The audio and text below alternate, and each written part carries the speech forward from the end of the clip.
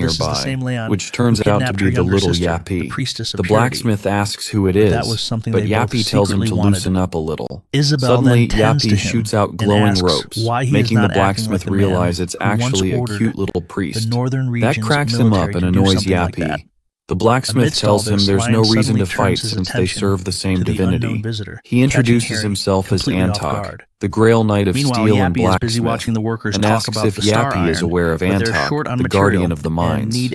Afterwards, there are temporary shelters set up for the trainees on the outskirts of the city. Hanhari returns to check on her people, bringing some food, and Suho is pretty excited to see her back. She shows her picnic basket, explaining that the temple just gave her the things she needed for her work. When asked, she admits to having met King Leon as well.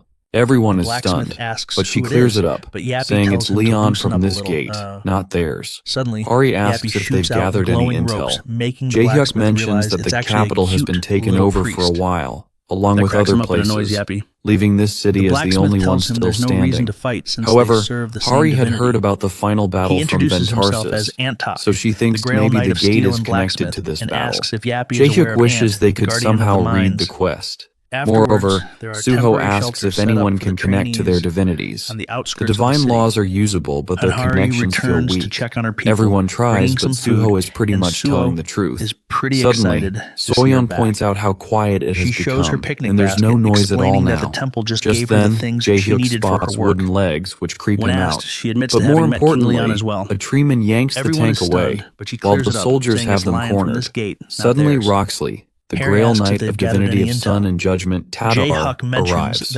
He also claims to be the judge of the Lionheart Kingdom. He's ready to prostrate the sinners before his aura. Hari and the others are completely shocked, not knowing what's going on. The same day, Hari and the others are taken as prisoners and loaded into a van. They have no idea what their next move should be. Jaehyuk is certain they're as good as dead.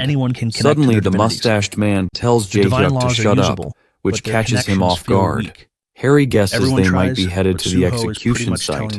However, Jaehyuk knows the deal around there, and they have a choice to become serfs first, as they aren't demon worshippers. Soyeon bets that dying sounds better than becoming serfs, and Jaehyuk somewhat agrees. Suddenly, Hari senses that their carriage is going uphill, which means they are heading to the Pantheon. This information strikes Jaehyuk's nerves, and he starts crying like a baby.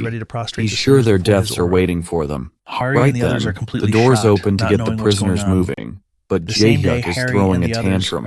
Apparently, they are being summoned before Anjak, Isabel, Leon, Roxley, and Gillingham, followed by an uncomfortable silence. Between them is a tub of holy water, and Leon commands Roxley to throw them into it. Roxley pulls out his blade and orders the sinners to dive into the holy water. Jaehyuk, shaking like a leaf, wonders if they'll be waterboarded or something. Roxley's harsh shouts make Jaehyuk jump in, followed by Suho and the rest. Leon confirms that this group isn't made up of demons, as their bodies didn't melt. Not only that, Anjak adds that they all possess divine powers, so they can't be demons. Gillingham backs her up, saying he doesn't doubt them either. But Roxley is a bit skeptical, knowing demons can pull off any shady tricks. He also believes that their king, Leon, is much closer to the gods, but he still doesn't know a thing about them. Jaehyuk notices how they all believe Leon can't make a mistake, and that's something to be scared of. According to Gillingham's intel, there were two more. A woman with the divinity of dreams and death, and another worldly species with the divinity of steel and blacksmithing, enough to be called saints. After this, Leon decides he'll handle the interrogations himself, so he asks the others to back off. He eases up on Roxley and lets him handle this one. By the king's command, they cleared out the hallway to have a private audience with Hari and the others. Just as Leon addresses Han Hari, Suho yanks her out of the water. But the girl is out of it, literally bowing down in the holy water and declaring herself to be Han Hari. Suho shakes Hari off, reminding her to stop the dramatic act. Hari protests, saying it worked like a charm the first time, and it wouldn't hurt to try again. He calls for introductions and asks where they're from.